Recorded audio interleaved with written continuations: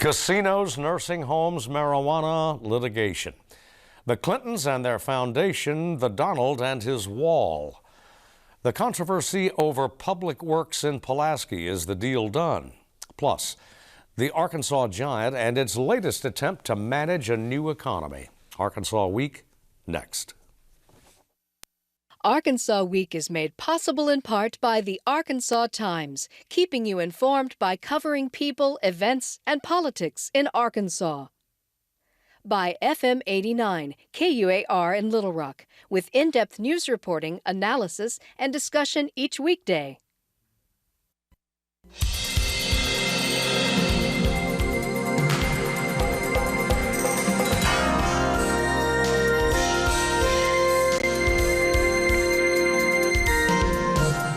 This is Arkansas Week.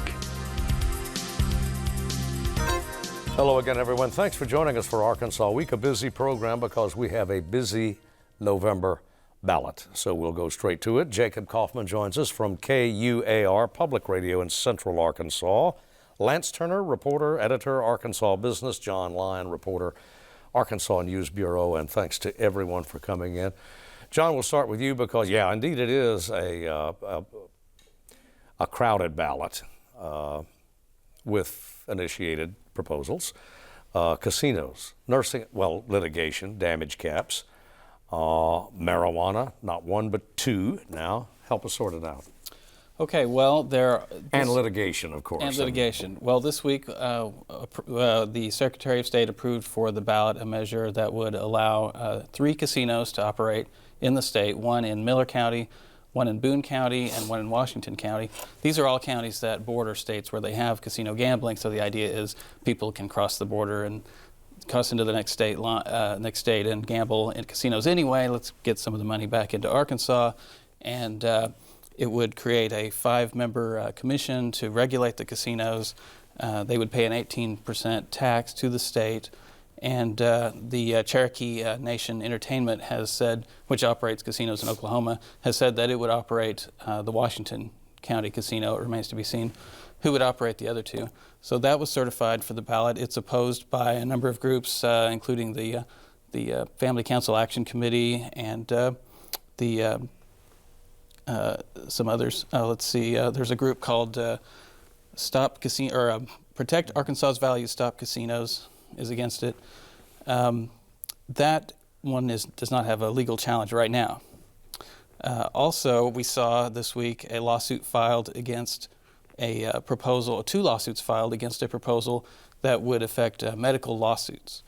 The proposal would amend the Constitution so that it would require the legislature to set a cap on non-economic damages in medical lawsuits.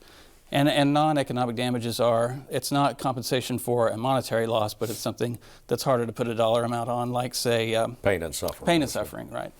So it would tell the legislature to set a cap that could be, it doesn't say what the cap would have to be, but it could be no lower than $250,000, which, if they went that low, that would be a big change from the millions that are sometimes awarded in lawsuits now against, say, a nursing home that's been negligent or is accused of being negligent.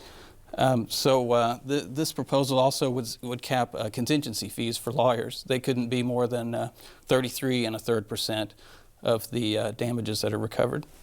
And that's been, there were lawsuits, that was approved earlier, but now this past week we saw a lawsuit filed against it by a group that's backed by the Arkansas Bar Association. So lawyers are trying to block it. And we also saw a lawsuit filed against it by a group called Fairness for that's Fairness for Arkansans is the lawyer group. We also, another group that is backed by advocates for nursing home residents. They say that it would unlevel the playing field in favor of the nursing homes. And of course, the supporters of the proposal say, well, if we had a cap on these damages, that would lower healthcare costs. And what the lawsuits argue is, one of them argues that, both of them argue that the ballot title is misleading, that it doesn't fully explain the measure, and one of them also challenges the way the petitions were put together, that not enough information was given to the Secretary of State about the people who signed the petitions, and that the petitions lacked information like about the signers. So those two suits have been filed. And then we also saw a second medical marijuana proposal approved for the ballot in the past week.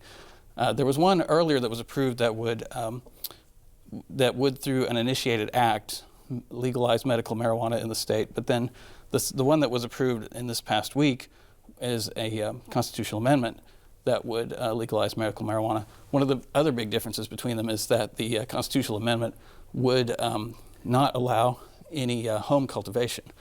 The initiated act, which is approved earlier, would allow people who live more than 20 miles from a dispensary, if they qualify for medical marijuana because of having certain medical conditions, they could grow a limited amount on their own.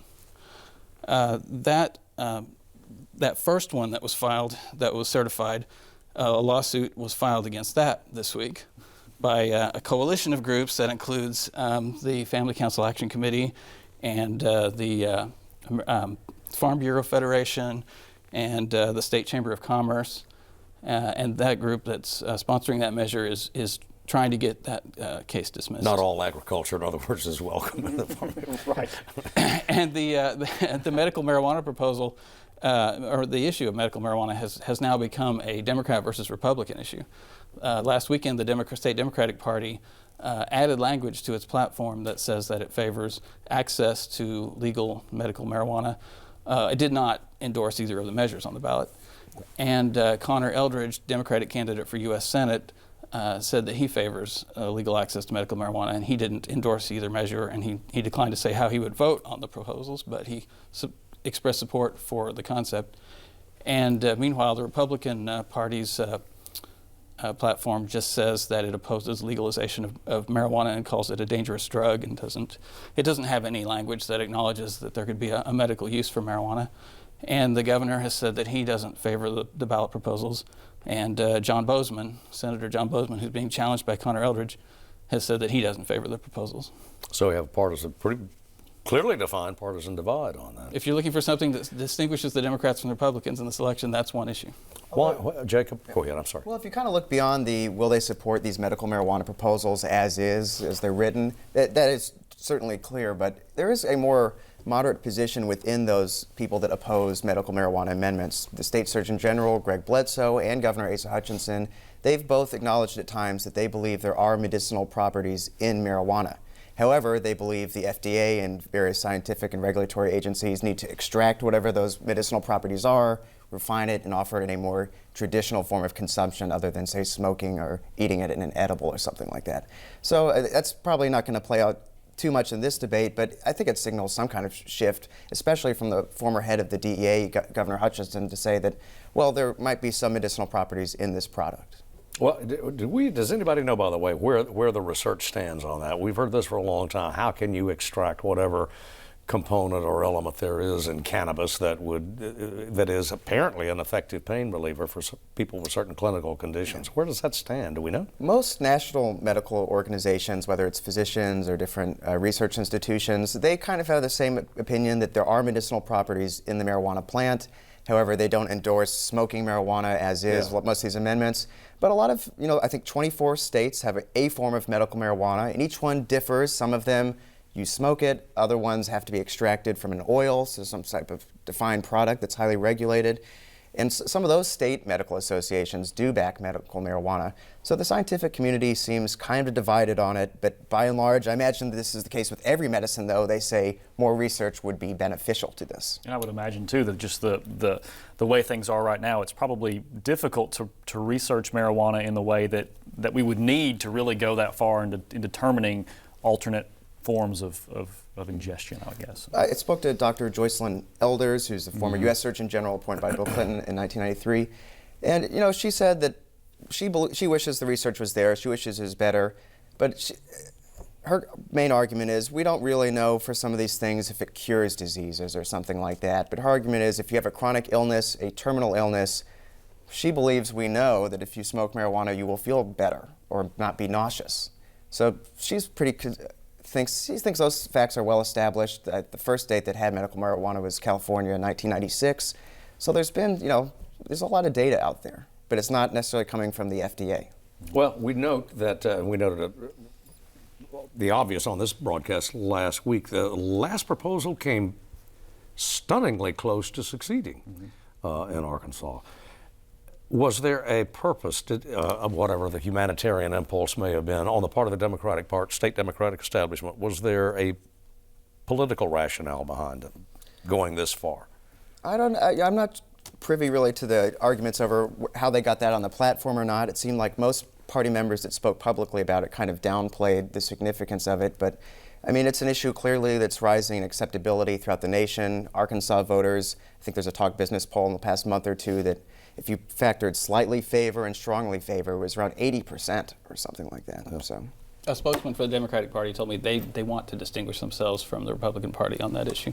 It's interesting, though, it's at the national level in the presidential race, it's not an issue because Hillary Clinton and Donald Trump both support medical marijuana, and the Libertarian candidate supports legalization for recreational use, so it's not an issue there. But proponents of both of these measures think that there's He's doing well in Colorado, I think. I think there's some sort of, even though it almost passed in 2012, it didn't make the ballot last time, that because there's two different measures on here, it makes it a little bit more difficult for voters to figure out what they want to do on it. So I don't know how voters will react to it, but whoever gets the most votes out of the two will get to be the law, even if both of them pass. And there's some significant differences that I guess we'll hear discussed in the coming month or so, but the Initiated Act, the Arkansas Medical Cannabis Act, the Health Department regulates it. That's the one where you can cultivate some of your own. There are more distribution centers. And the Arkansas Medical Marijuana Amendment, which is an amendment, which of course makes it harder for them, the legislature, someone to change in the future. It goes through the Alcohol Control Board, different kind of regulatory structures between the two. And how they're taxed as well, I believe. Yeah. It's also possible that they could split the vote and neither would win because there are two competing measures. Yeah. Tort reform, as it is sometimes styled, big thing in the business community for decades. Right, and that's why I mean, clearly behind this proposal to limit awards in these lawsuits is you've got mainly the nursing home industry right now, but I would expect in the coming weeks you would have others in the healthcare industry kind of coming maybe to rally around it in some form or fashion to provide some support for that.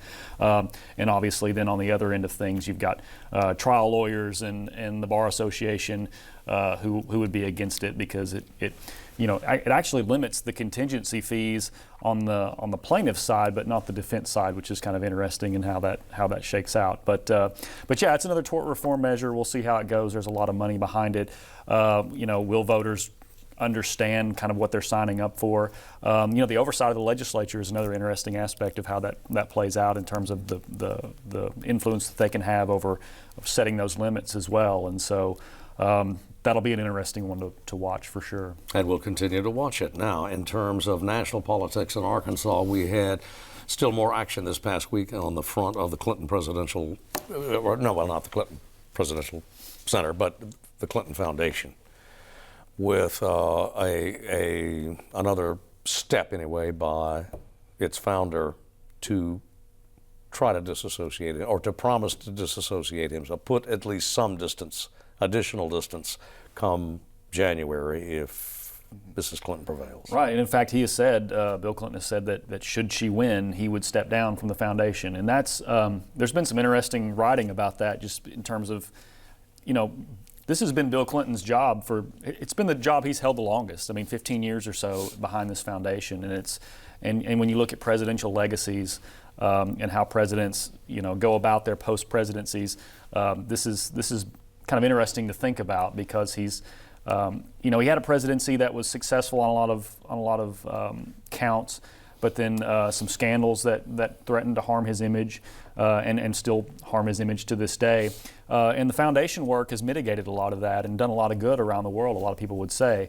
But when when your spouse is heading back to the White House, you have to step aside and you have to avoid creating these potential conflicts of interest that have been already the subject of a lot of the campaign so far in terms of Hillary Clinton's involvement in the foundation. And when you have big foreign countries and big corporate entities giving money to that foundation and then accusations that that's influenced access to Hillary Clinton during her time at the State Department. So anyway, I think it's a no-brainer for him to step aside, but I think for him personally it's going to be painful and difficult But a lot of folks, come out on the other end of it saying, look, his wife may be president, and that's perhaps the bigger legacy in some respects. Yep. Although on the other side, of course, Donald Trump has quite a business empire that he's involved in that, in some ways is kind of similar to the Clintons having to decide how much they want to be involved with their sort of empire going forward. Donald Trump has said he'd leave it to his children. However, unlike the Clinton Foundation, we don't really know how much the Trump empire is worth because he won't release his tax returns or give many details on it. But it's kind of a similar dynamic in both campaigns, but we really only see the Clinton side played up. Do we have a sense of how the president's complete disassociation with the, if that is to happen, with the namesake foundation, how that could impact operations here, Little Rock? It's total speculation, but my guess is if the Arkansan in the room is out of the room, that maybe they won't care as much about Little Rock. I'm sure there are many people with Arkansas ties, though, in the organization. Well, one counter-argument is they may care more, even though he makes his home now. It'll be interesting to see that they've talked about different, not in any real concrete terms, but spinning off elements of the Clinton program, the Clinton Foundation. There's a lot of different moving parts to it. There's the library, there's the school, there's the global initiative. That's the big, highlight philanthropy event of the year. Which is multifaceted itself. It is, and so there's going to be a lot of disentangling that will have to happen, and how that shakes out, here in Arkansas. There will be pieces of it. It will be felt, but to the degree that we don't know. You got to imagine this can't be done overnight, and if they're not going to Exactly. wait until she wins the election, this could drag into the beginning of her term. But there's also talk that Chelsea Clinton would take some kind of a greater role in some respects. Even that seems fraught to me in terms of, it's all in the family there, and so I can't imagine how they're going to do it, and you can imagine among that family how difficult it's going to be to think through and arrange all of that. So, well, on the GOP side of the ticket, we had a remarkable thing. Mr. McCain, the gentleman from Arizona who won his primary and won it a little bit easier than a lot of people thought. Within 24, or certainly within 36 hours, he had newly disassociated himself with his own party's presidential nominee. I don't see any of that happening much around Arkansas. I think Mr. Trump's fortunes here are pretty secure. But it is interesting that he goes to Mexico, where he doesn't own any resorts, and then comes back and seems to just fuel the immigration. While he was in Mexico, his tone seemed to change so much. He said, Mexicans are amazing people. And this was the person who had said in his announcement of his candidacy that when Mexico sends people to the United States, they're not sending their best people. He has made a cornerstone of his campaign that he's going to build a wall between the United States and Mexico is going to pay for it. When he came back from Mexico, he told reporters, we didn't talk about the who would pay for the wall, and then the Mexican president said, one of the first things I said to him was, we're not paying for your wall. I know who's not paying for it. And then Trump gave a speech in Phoenix and doubled down and said that Mexico is going to pay for a wall, and he put on Twitter that Mexico is going to pay for a wall, and the Mexican president tweeted, as I told you in person, we're not going to pay for the wall. So apparently that's where world diplomacy is now. It's in Twitter feuds. Mm-hmm. And a number of, Trump had just recently formed a Hispanic Advisory Council type group, and a number of those members, they were very optimistic about him going to Mexico. They kind of liked what he said. Then he comes back to Arizona, gives his harsh immigration speech, and they've defected from his advisory group, saying they were kind of shocked and they felt like they were lied to about it. Trump has seemed to back off of one issue. He has said that he, under a Trump presidency, would focus on deporting everyone who's in the country illegally, an estimated 11 million people. And in Phoenix, he said we would focus on deporting people who are criminals and who are security threats, but didn't say what he would do about people who are in the country illegally but haven't committed any other crimes. Well, here we are heading into the weekend, and nobody, it seems to me, is absolutely certain what he is saying about immigration. There tends to be, every time you ask He shifts. him or someone in his campaign, there tends to be some different responses there. And I think a lot of folks were expecting, I guess, the Mexico piece of this would sort of maybe be the pivot or the transition to the softer Trump. Certainly those Hispanic advisors involved in his campaign expected that. And then when he came back to Phoenix, that didn't happen at all. So, he continues to play to sort of the same base. There doesn't seem to be any real effort to broaden that base, although he is speaking to black voters, I believe, today in Detroit or somewhere, perhaps tomorrow. But there doesn't seem to be any real effort to broaden the base and make that turn. Well, there are a lot of pundits that are kind of speculating that his appeal to black voters and Hispanics isn't genuinely about trying to appeal to black voters or Hispanics. It's really just trying to convince college-educated white people that traditionally vote Republican, that are now going to vote for Hillary Clinton, according to recent polls, that he can be open-minded. So it's not so much even about attracting those, it's just trying to present himself as a tolerant type of character. Speaking of controversies, it may be, I can't think of another public works project in Pulaski County, the state's largest county, capital city, that has been as controversial for so long, or with such intensity anyway, and of such size as the freeway expansion through Metro Little Rock. And we had Metroplan essentially signing off on it this past week. That's right, yeah. And does this do it, Lance? Does this do? You know, litigation is always possible. Litigation is always possible and probably guaranteed in this case from some of the comments immediately following this vote. You know, there's a long way to go, but it's a big piece. It's a big obstacle to it getting done that's now out of the way, and they're another step closer to getting it done. But yeah, this is plans for the anywhere from 8 to 10 lane wide freeway redo of that section of I-30 that runs between Little Rock and North Little Rock over the Arkansas River. And Metroplan sort of sets the standards for transportation in the metro area, and they have had rules in place that have a cap on the number of lanes you can have. And this week they voted to waive the limit on that. I believe the limit was set at 6 lanes. They've agreed to do that with some support from a lot of city leaders, a lot of business leaders. In fact, there was only one dissenting vote in that Metroplan vote, and that was Jared Varner, who's head of the Rock Region Metro, the public transportation entity in Metro. So, but yes, it continues to raise people's hackles, I guess you'd say, because of all the implications, social and business and all the above. Jacob. There's still an environmental study that has to be done, and I heard North Little Rock Mayor Joe Smith quoted on it, and he said, "I'm not an environmental scientist, but I'm sure the environmental study will be fine." It'll be just some of that. So why the Metroplan Board of Directors, it's clear everybody wants it. It's kind of interesting to note that the area of impact that'll be greatest will be in Little Rock, but most of the people on the board of directors are from all these outlying commuter towns that would benefit from the commuting, maybe not care as much about what happens to Little Rock. But of course, Little Rock's Mayor Mark Stoda also voted in support of this. There have been several changes along the way that I think have made it easier for them to support it. All right, moving on to the economy. Let's start with the Friday morning jobs report, which is the national, but maybe we can spot something in there for us. Well, maybe so. 151,000 jobs added in August. Unemployment rate remains the same, unchanged at 4.9%. This was an underwhelming report. It's not a terrible one. It's not a great one. We've been averaging, north of 200,000 jobs over the last several months. July 275, June 271. So this wasn't the big continued momentum that we'd like to see, but it's not terrible. Average wages rose a bit year over year, but nothing to write home about there as well. The big takeaway from all this is the Fed is probably likely not apt to raise interest rates next month as everyone had thought could happen.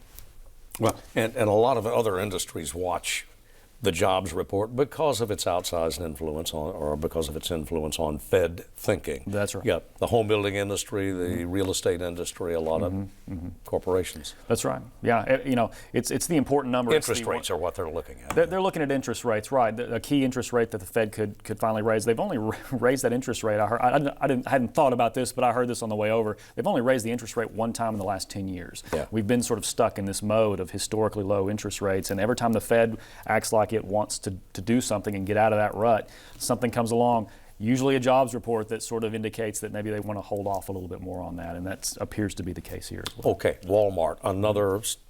Is this tactical or strategic? It's all of the above. I think Walmart this week laying off 7,000 people in its back office store positions. So these are people at the store level working in the back office throughout all of its stores. And this is Walmart's continued effort. The quote has been there are no cash registers in the home office, and that Doug McMillon is wanting to put more emphasis on people who are driving revenue on store floors. And so wherever he can consolidate and cut positions that don't directly lead to revenue and sales is where he's going to do that. And that's another effort of Walmart to try to compete with online retail. and others. What Lance are these people going to be doing? Greeters or just sales assistants on the floor? Well, any of the above. That's what they've said, is that you can move to more on-the-floor type positions, and so they're going to be offered jobs there as well. A lot of labor groups don't like that because they would say that the back office jobs are the more desirable jobs, more apt to be the more better paying jobs that Walmart employees could get. This is all part of Walmart trying to reinvest and refigure and remake its stores to sell more and be better sources of customer service, just to be a better experience for customers to encourage more spending, because they desperately need that at the store Got to end level. it there because we're out of time. Guys, thanks to you for coming in. As always, thanks to you for watching. See you next week.